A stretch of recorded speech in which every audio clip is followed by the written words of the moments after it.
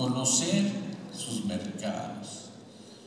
Hay unos mercados naturales, como pueden ser los propios del área geográfica en donde nos encontramos, y los que son de la propia lengua nuestra. Y hay unos mercados emergentes, fundamentalmente en otros idiomas y en otros continentes.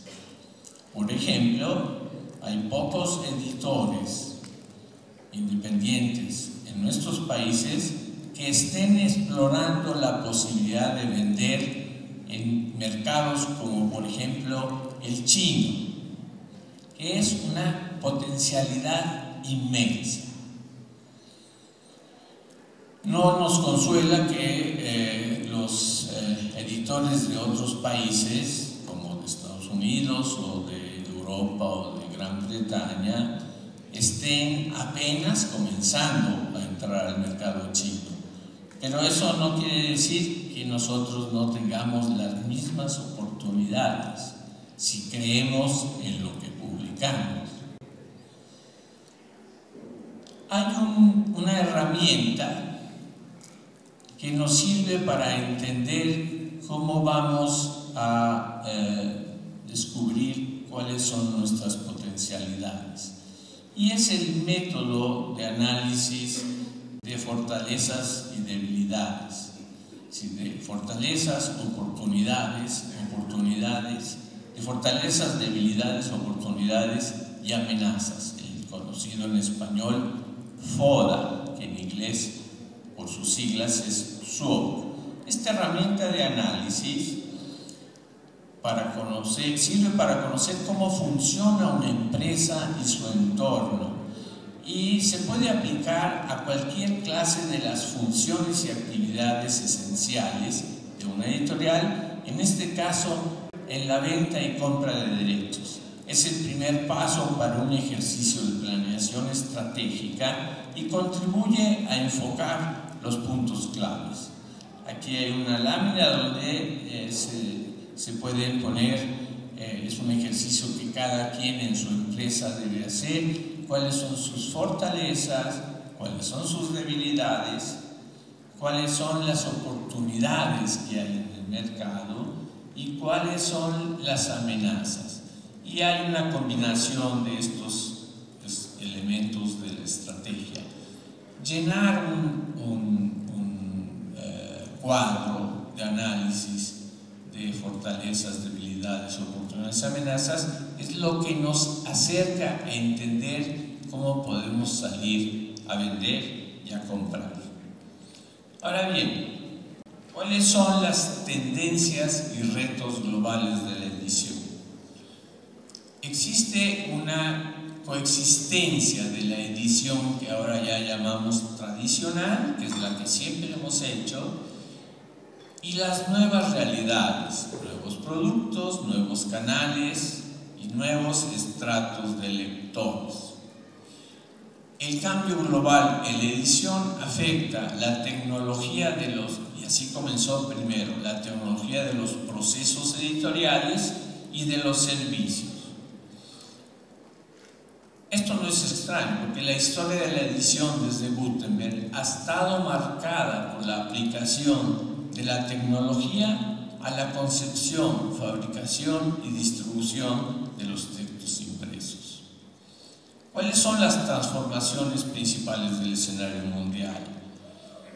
Hay demasiados libros, hay nuevos soportes, de los audiolibros a la publicación en línea. Hay nuevos competidores en la oferta informativa que vienen de fuera del sector editorial y que esta oferta en muchos casos es gratuita. Tenemos el caso de Google, aunque ustedes deben saber de la encarnizada lucha que encabezó Robert Darnton, el historiador de la edición y actual bibliotecario de la Universidad de Harvard, contra las pretensiones monopólicas de Google.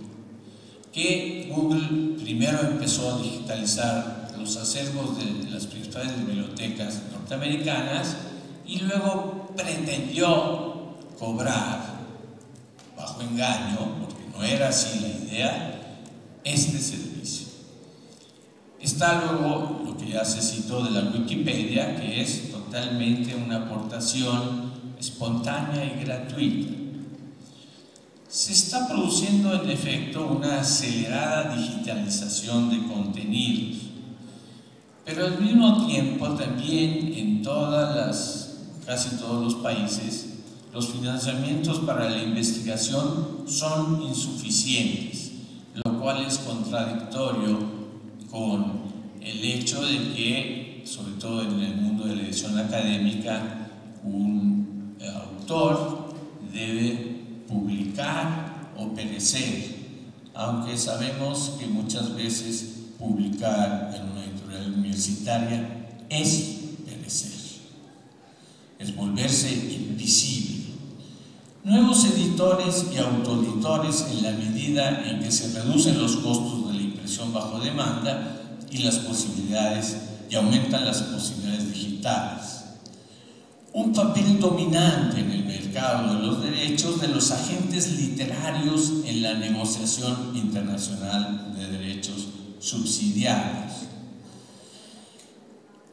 Hay un conflicto entre el modelo tradicional de protección de los derechos de autor y todas las nuevas tendencias del Open Access, y aquí concretamente hay el modelo Harvard, que es poner a disposición de toda la comunidad de forma absolutamente gratuita todos los contenidos de la universidad, sean artículos de revistas científicas, sean libros. Este modelo en algunos países, por ejemplo en México, hay una discusión muy aguda sobre esto. Hay propuestas de que, dada la tradicional ineficiencia distributiva de las editoriales académicas, que son en su mayor parte, porque son de universidades públicas, son financiadas con nuestros impuestos, es decir, con el dinero del Estado que nace de los impuestos que pagamos, hay una propuesta de que para evitar el derroche de tener miles de libros en bodegas que solo alimentan a ratones muy cultos, ¿no?, sean totalmente gratuitos, se pongan al acceso de cualquier parte. Existe otro fenómeno importante, un predominio de las grandes corporaciones multinacionales. En 2006, por ejemplo, con sedes en 14 países y operaciones mundiales, los 45 principales grupos editoriales generaron 73,000 millones de dólares, que solo son un 30% de los ingresos de los gigantescos conglomerados de medios a los que pertenecen. Este proceso de concentración mundial explotó a partir de los años 80 y comprende cine, televisión, música, radio, publicaciones periódicas, libros, productos digitales y parques temáticos, así como grandes cadenas de distribución. Como ejemplo, solo los dos primeros conglomerados, Times Warner y Disney, generaban sus ventas hacia 1990 en un 15% fuera de Estados Unidos. A la fecha, este porcentaje se acerca al 40% y sigue incrementándose. Es evidente que hay nuevos canales de venta, que la venta en las librerías tradicionales es de menos títulos y que la mayor parte de la venta empieza a desplazarse hacia la venta en línea. También tenemos el hecho de las expectativas de los compradores, más ediciones hechas a la medida por menor precio, incluyendo solo capítulos seleccionados, que es la manera favorita con que estudian los estudiantes en nuestras universidades. Hay investigaciones que demuestran que un estudiante universitario puede cursar toda su carrera sin haber leído un libro completo. Otras transformaciones del escenario mundial. En primer lugar, ya no hay mercados cerrados en ninguna parte, ni en China, que era el caso emblemático. Hay una globalización de contenidos, empresas, retos y oportunidades. Hay una competencia aguda y creciente. Hay una saturación de medios, libros, revistas, televisión, DVDs, CDs, internet, iPods, blogs. Hay una integración de los medios, es decir, una concentración de la propiedad.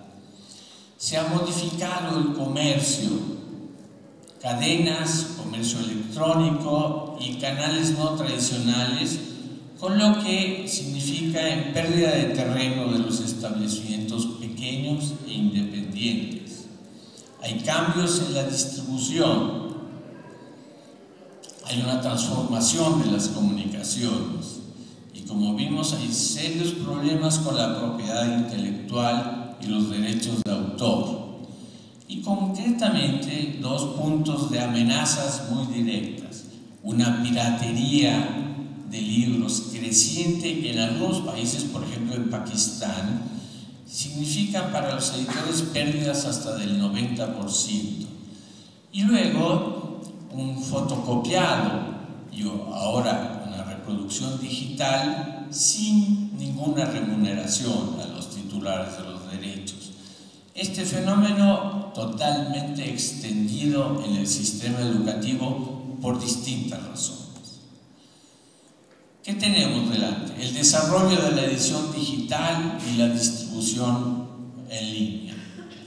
Internet significa tareas concretas de marketing digital. Por lo tanto, tenemos que ofrecer información actualizada sobre los libros, mayor información sobre los temas abordados, reforzar la identidad de la editorial, sello o colección de que se trate y vender directamente en línea. Las páginas web deben prepararse para responder a las necesidades de sus visitantes, no ser solamente un catálogo de productos. Ya explicó muy bien este problema David en la presentación anterior. ¿En qué dilema estamos? ¿En qué debemos responder al cambio o perecer?